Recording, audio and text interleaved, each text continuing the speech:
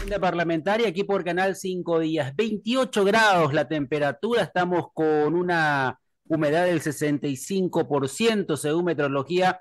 Van a persistir el ambiente inestable en gran parte del país. Para esta tarde la temperatura máxima alcanzaría 31 grados, con un tiempo cálido, caluroso, cielo mayormente nublado, vientos variables, lluvias dispersas, nos dice la Dirección de Meteorología. Bueno, vamos a adentrarnos un poco a un tema que, mirando un poco los diferentes comentarios en redes sociales, declaraciones en medios de prensa, en en las diferentes publicaciones de los candidatos a presidente de la República, aparecen temas como trabajo, como energía, economía, sin dudas, es algo de la reactivación económica, de mayor inversión, de posibilidades de generar un ambiente propicio para que la gente pueda obtener un trabajo, pero hay algo que sin dudas todavía no figura en la agenda política presidenciable para empezar a mirar un poco con otros ojos qué es lo que se busca desde el gobierno implementar cuando enfocamos directamente al área de la educación. Un tema que mucho se habla, que mucho se discute, que se habla de las necesidades, se identifican las falencias, se proponen en algunas oportunidades soluciones, pero no está encaminado en un programa de gobierno, en un programa, en un proyecto de Estado que nos permitan decir, bueno, esta es la situación en que arrancamos y queremos terminar dentro de 10 a 20 años en esta situación. O sea, no todavía no podemos pegarnos el lujo de escuchar las propuestas de los candidatos en materia de educación. Hoy vamos a hablar con la doctora María Liz García de Arnold, rectora de la Universidad Metropolitana de Asunción, hablando acerca de de los diferentes aportes que puedan dar las universidades privadas y qué es lo que se espera, qué es lo que se tiene que decir, a dónde se tiene que proyectar las políticas públicas cuando se habla de educación. Doctora, buenas tardes, ¿cómo estás? Muy buenas tardes, Luis. Muy buenas tardes a toda la audiencia. Muchas gracias por este espacio y este momento tan auspicioso. Bueno, doctora, hice una introducción partiendo de una realidad que nos toca vivir a todos los paraguayos, que es el momento electoral, la discusión de los programas de gobierno. Obviamente nosotros estamos también acostumbrados a que dentro de los debates se puedan escuchar algunas ofensas, algunas cuestiones que tienen que ver con la vida personal muchas veces de los candidatos, pero parece que las propuestas no son vendibles, o sea, el candidato vende más su imagen que las propuestas en muchas ocasiones. Y cuando hablamos de propuestas, queremos también hablar de educación. ¿Hay propuestas de educación ustedes dentro del ámbito de la educación, en este caso universitaria, escuchan, observan constantemente las ideas de los candidatos? ¿Están notando la falta de debate sobre educación en este momento? Mira, antes que nada, me gustaría un poquito recordar a la audiencia que la República del Paraguay es un país, la República del Paraguay es un país democrático en situación de derecho y como tal cuenta con los tres órganos, ¿verdad? Estatales, el Poder Ejecutivo, Legislativo y Judicial. Y ambos, y todos tienen, por supuesto, su representación. En ese sentido, por ejemplo, desde el Ejecutivo, nosotros contamos en Paraguay con el Ministerio de Planificación y Desarrollo, que debería ser el órgano que verdaderamente marca las pautas en materia de políticas públicas y el rumbo de la nación. Increíblemente, los documentos actuales que tenemos y una planificación al 2030, la educación superior no existe. No existe. No existe. Directamente no está visibilizada. Hablan de la educación maternal, de la escolar básica, de la media, pero de la educación superior no existe. No hay nada. Y por supuesto, en consecuencia, aparentemente pareciera que los candidatables se están abocando a ofensas personales, ¿verdad? O partidistas en algunos casos y absolutamente dejando de lado el qué y el cómo, porque el tema de las políticas públicas y de las propuestas electorales deberían basarse en un rigor científico en lo que hace a las necesidades que el país necesita para generar desarrollo, porque eso es lo que buscamos, una población que verdaderamente tenga sus necesidades básicas satisfechas, que sea una población feliz, no una población enferma, y sin embargo pareciera que más se trabaja para tener una población enferma. ¿Y por qué hablo yo de una población enferma? Porque vemos el alto índice de jóvenes que están bajo las adicciones, ¿verdad? Y esa tendencia va en aumento. Lo tenemos a la vista en las calles, en los semáforos, los niños que están en situación de calle, los hermanos originarios, los indígenas, están en la terminal. Basta ir a la terminal y ver la deplorable y miserable situación en la que se encuentran estos niños indígenas, ¿verdad?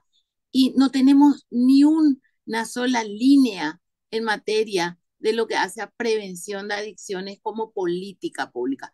Paraguay ha llegado a un muy buen índice de incautación de drogas en este caso, ¿verdad? Pero la pregunta que yo siempre hago es, ¿existe el narcotráfico porque existen consumidores o existen consumidores porque existe el narcotráfico? Y todos sabemos que las distintas instancias y los distintos estamentos donde el poder es el que está en juego, utilizan los medios para hacer llegar esa necesidad de consumo y convertir a nuestros jóvenes en adictos. Entonces, hoy tenemos una población con problemas de salud mental, porque un adicto es una persona enferma, es un problema de salud mental. Entonces, Paraguay está con esa situación, con 2 millones de pobres, 7 millones de habitantes, primer país corrupto en la región, en la América del Sur, segundo país corrupto en América Latina, con una tasa de 80% de inserción en la educación superior de las universidades privadas y un 19,5, casi 20 a las universidades públicas, lo cual quiere decir que algo está mal, algo está muy mal. Y un índice del 5% nada más de graduados en la educación media que tienen la posibilidad de llegar a la educación universitaria. Doctora, ¿esto es un problema de gestión, es un problema estructural, es algo que no se va a solucionar en 5 años? ¿Cómo uno puede enfocar o puede ubicar en qué etapa del problema estamos y qué solución inmediata se puede dar o señales de una solución inmediata a lo que estás describiendo? Y bueno, lo más básico, lo elemental, es que estos candidatables se sienten a conversar seguramente con sus asesores o con quienes están conformando su equipo de trabajo y empiecen a mirar el país con otros ojos y que verdaderamente tengan la pasión de llegar a la administración del poder para mejorar la nación. Porque cuando yo veo muchas banderitas paraguayas, escucho una palabra que es la constante, es fuerza, fuerza, fuerza. ¿Fuerza en qué? ¿Fuerza cómo? ¿Fuerza para qué? ¿Hacia dónde vamos? Nadie dice a dónde quiere llegar con su tal o cual movimiento, partido político o lo que fuera. La educación no es un problema partidario. La educación no es un problema bipartidista ni multipartidista. La educación es un problema nacional que hace a la defensa nacional y que si no se la tiene en cuenta o si se la tiene en cuenta únicamente para versos, la nación cada vez va a estar en una peor situación. Una persona educada es una persona exitosa, es una persona sana. Una persona sana es una persona que tiene sus tres dimensiones trabajadas: el cuerpo, el alma y el espíritu. El conocimiento forma parte de la persona, pero la formación debe ser integral. Y los candidatables tienen la obligación. Yo como ciudadana les reclamo a todos y deberíamos reclamar, el pueblo debería reclamar a todos los candidatables que se ocupen de mirar cómo ellos van a planificar y van a proyectar en estos próximos 5 años la educación maternal, la media y la escolar básica y la superior, la educación superior. ¿Qué queremos lograr? ¿Dónde estamos ubicados en el mundo con este nivel educativo que tenemos? ¿Cuál es la mirada de la nueva universidad vanguardista siglo XXI?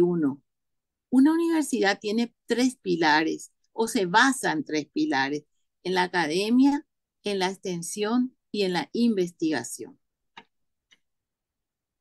Bueno, precisamente ya entrando en esto que estamos tratando un poco de entender cuando se habla del rol de las universidades en una sociedad, bien marcadas, cuál es el aporte que tienen que hacer las universidades. Actualmente, ¿se está cumpliendo esos tres pilares fundamentales en la práctica, doctora? Yo puedo hablar desde el ámbito en que me encuentro, que es la Asociación Paraguaya de Universidades Privadas, donde estamos nucleadas como instituciones educativas de nivel superior, y puedo decir de que cada uno en el nivel de desarrollo en el que se encuentra pone mucho énfasis en llevar adelante estos tres pilares. Además, contamos con un sistema de evaluación de calidad, que es la Agencia Nacional de Evaluación y Acreditación, la NEAES, que mide lo necesario, lo fundamental para poder expedir un certificado de calidad en una carrera. Entonces, creo que se está trabajando, pero así también creo que los órganos rectores, porque si bien el Ministerio de Educación, según la ley 1264 General de Educación, es nuestro órgano rector, sin embargo, en lo que hace a la educación superior, la incidencia es única y exclusivamente en el registro de títulos, lo cual está muy mal, porque en el mundo entero los diferentes ministerios de educación son los órganos rectores de todos los niveles educativos. Entonces, deberían ser a nivel nuestro universitario también. Tenemos el Consejo Nacional de Educación Superior y, como dije, la NEAES. El Consejo Nacional de Educación Superior en este momento se encuentra en una crisis total, tiene un consejo directivo con mandato vencido, entonces el Ministerio de Educación no nos registra los títulos porque todas las resoluciones que han salido a partir del 1 de noviembre son ilegales conforme a la nueva ley de la aplicación de la administración pública. Entonces, considerando ilegal a ese consejo, el ministerio se niega a registrar los títulos. Y justamente en el día de ayer enviaron una nota a la metropolitana específicamente pidiendo que nosotros solicitáramos las actas del acto administrativo, que es la resolución del pedido de registro de títulos, y que solicitáramos nosotros las actas al pleno del Consejo del CONES, ¿verdad? O sea, hay una crisis total en educación superior, una crisis total, una situación en donde aparentara de que los intereses personales priman a los intereses generales, porque nosotros vivimos en un Estado de Derecho, como dije e insisto, donde el Estado debe ser garante. Nosotros no necesitamos más leyes, nosotros necesitamos sincerarnos y saber por qué queremos llegar a un cargo electivo. Y cada persona que desee llegar a un cargo electivo, si llega, debe cumplirla, debe cumplir los objetivos, debe cumplir la misión de esa institución y debe olvidarse de las situaciones personales particulares y dedicarse hacer el mejor trabajo para tener una población más feliz y que realmente crea en las autoridades. Es ahí el descrédito en el que se está cayendo. Y a nivel de educación superior, hoy por hoy se habla ya de una universidad abierta, una universidad más flexible. Y si entre los propios órganos de control, no existe entendimiento, nosotros como universidades estamos en el medio. Finalmente, hablando coloquialmente, somos el sándwich de toda una crisis que se genera a nivel de educación superior y que está instalada. Doctor, hablaste de una universidad abierta. ¿Qué implica ser una universidad abierta en estos tiempos? Una universidad abierta implica varias cosas. Entre ellas, por ejemplo, y eso sí ya se está trabajando, tenemos que tener un sistema educativo por créditos, una malla educacional por créditos, una malla de carreras, de todas las carreras, de tal manera que el estudiante, si es que tiene algún tipo de dificultad para cursar todas las carreras, perdón, todas las materias de ese semestre, tenga la posibilidad de no perder el semestre, por ejemplo, ¿verdad? Siempre, por supuesto, con un límite. Supongamos que la carrera de Ciencias de la Educación tiene 5 materias en este semestre, en el primer semestre, por decir, para que la audiencia comprenda. Entonces, la posibilidad que el estudiante, si no tiene los medios económicos para pagar la cuota del mes, pueda pagar por 3 carreras, perdón, por 3 materias, como mínimo 3 materias, siempre y cuando no sean correlativas, ¿verdad? Pero que tenga esa flexibilidad de que, como dice la UNESCO, la oportunidad sea igual para todos, porque muchas veces, y en la mayoría de las veces en Paraguay, nosotros tenemos trabajadores estudiantes, no tenemos estudiantes trabajadores, ¿verdad? Entonces, ese trabajador estudiante generalmente es un chico que trabaja en un delivery, que trabaja en una hamburguesería, en Vigi, en algún supermercado, y que son trabajos también muy exigentes, con muchas horas de asistencia a la labor. Hay otro modelo otro, mejor dicho, otra herramienta que hace a la universidad flexible, que es la educación a distancia, el uso de la tecnología. Hoy el estudiante tiene que poder llevar la universidad en su teléfono. La universidad debe trasladarse al medio tecnológico con herramientas adecuadas y con plataformas diseñadas para que el estudiante en los momentos que cuenta con disponibilidad de tiempo pueda verdaderamente acceder a esa educación superior. Estas cosas son las que hacen a una universidad más flexible, una universidad más abierta. Asimismo, estudiantes que vienen trasladados de otros países, que no tengan esa burocracia tremenda para hacer los reconocimientos de los estudios ya cursados, de tal manera que puedan ser insertados. Y todo esto con el rigor académico, ¿verdad? Sobre todo de esto que en Paraguay tenemos, que es la Agencia Nacional de Evaluación y Acreditación, contar con esas carreras acreditadas específicamente en las áreas que sí se nos exige. Ujú. Doctora, otra cuestión tiene mucho que ver y hablando acerca de el aporte físico que puedan dar las universidades. Sabemos que en algunos días más ustedes van a estar presentando una revista científica. ¿Qué implicancia tiene para una universidad tener este tipo de publicaciones?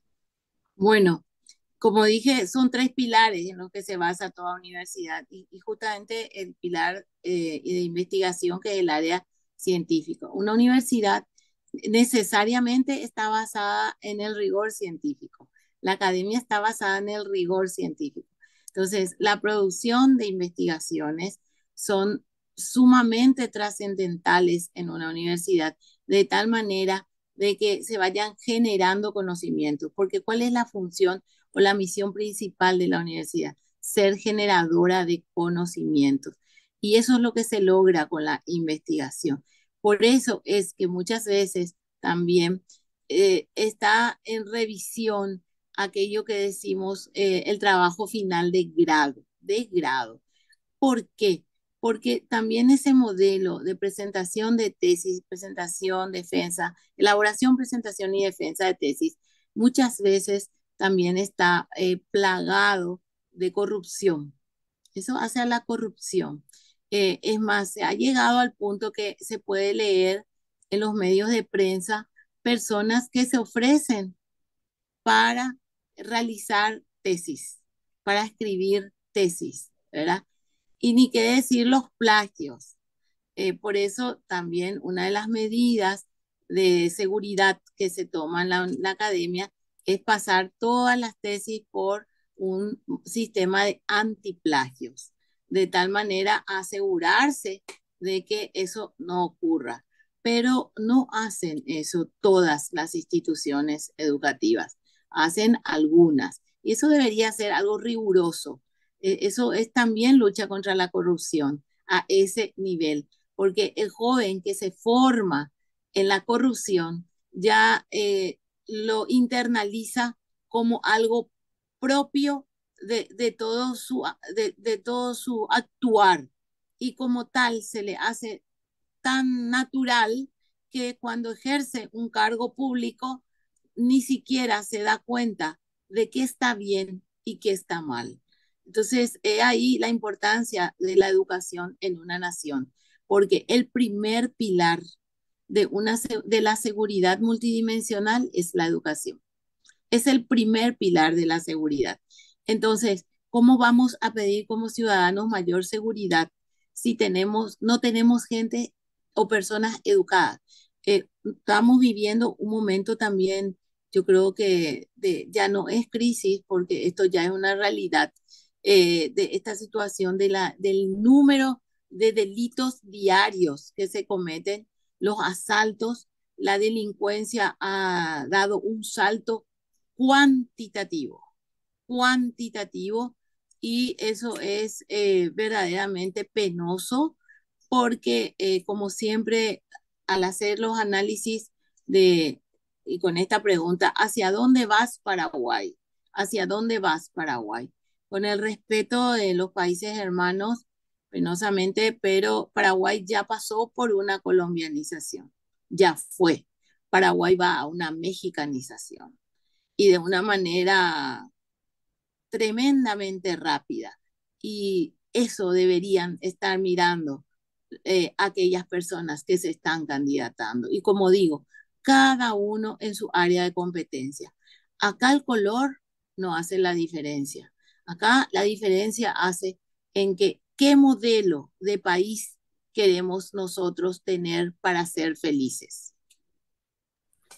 Doctora, ¿ustedes creen que eh, es importante que la política o los políticos, cuando llegan a un cargo de gobierno, recurran a las universidades para ver qué puede aportar o qué pueden aportar las universidades en todas estas ideas que estás mencionando? ¿O hay una falta no hay una conexión entre el Estado y las universidades privadas en ese Bueno, sentido? yo lo que creo es que todos tenemos que ser lo suficientemente humildes para poder recurrir a las fuentes que pueden darnos mayor luz. La universidad no está para levantar un dedo acusador, la universidad está para dar luz. Entonces, un candidatable sería auspicioso que pudiera tener también una mesa de trabajo con personas de las distintas áreas que hacen a la administración que va a dirigir. Pero lo penoso es que de pronto, cuando uno quiere acercarse o hablar, muchas veces los políticos saben todo. Ellos saben todo. No tienen la humildad de tener los oídos abiertos y los ojos para poder escuchar lo que la experiencia con el rigor científico le está entregando, a fin de ayudarle a tener una mejor gestión. Ustedes pueden ver, por ejemplo, y permanentemente esto, en CNN. permanentemente están llamando a académicos para hacer los análisis de distintas situaciones que se van presentando. Y qué importante es eso, ¿verdad? Qué importante es tener esa mirada multidimensional, porque yo hoy decía que el primer pilar es la educación, y son 9 pilares: educación, salud, trabajo, medio ambiente. Luego el pilar de la comunicación, que ahora está dividido en dos, que es la comunicación individual y la social. Y luego viene el pilar político. En ese pilar político está el Poder Judicial, las Fuerzas Armadas y la Policía Nacional.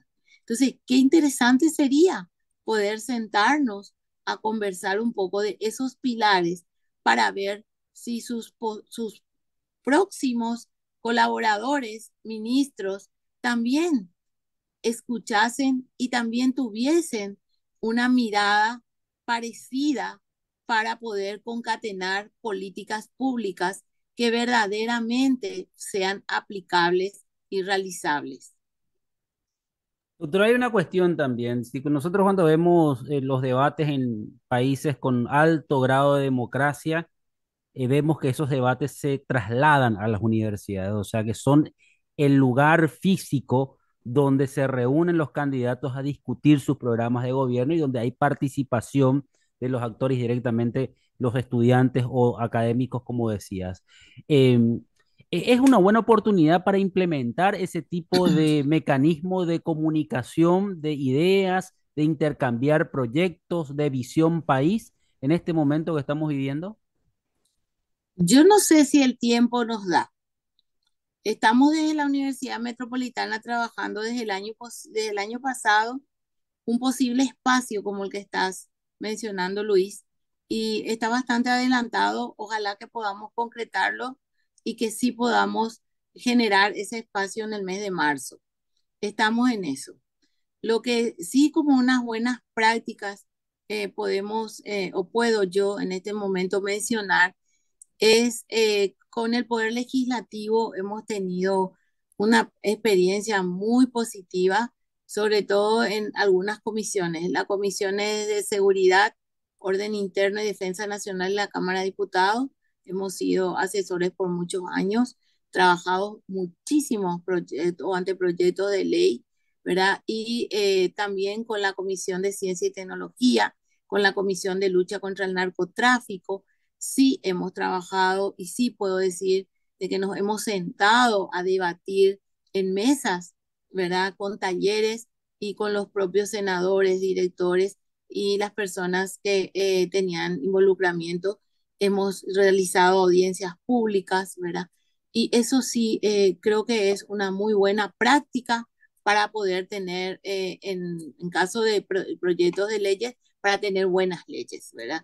O leyes verdaderamente aplicables. Yo insisto mucho porque eh, a veces tenemos leyes, pero no pueden ser aplicadas, no pueden ser aplicadas. Entonces, la ley está para que el individuo en una sociedad democrática pueda convivir civilizadamente, respetando el uno al otro. La ley no está para que sea la ley la que dirija al individuo, no, es el individuo el que tiene que hacer uso de la ley para poder tener una convivencia democrática.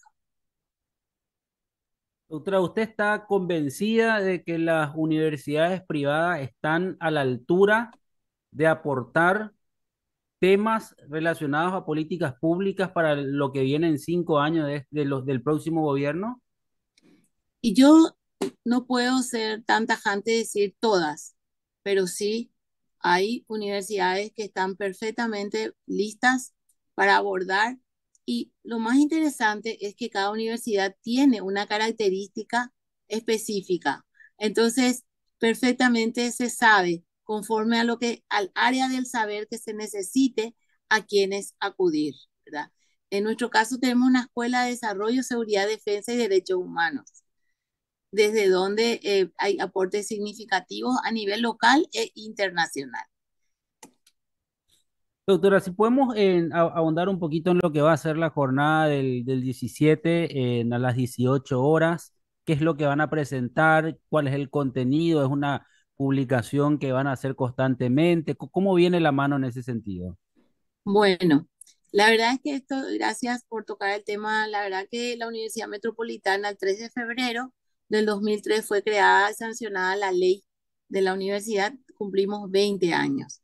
Y con motivo de la conmemoración de los 20 años, tenemos un evento en el Teatro Municipal, bien dijiste, el viernes 17, 18, 30, y yo estaré presentando un libro. Es un libro que son las semblanzas de los 20 años transcurridos formando y dictando, digamos, lo que hace a la educación superior con calidad educativa y una calidad integral.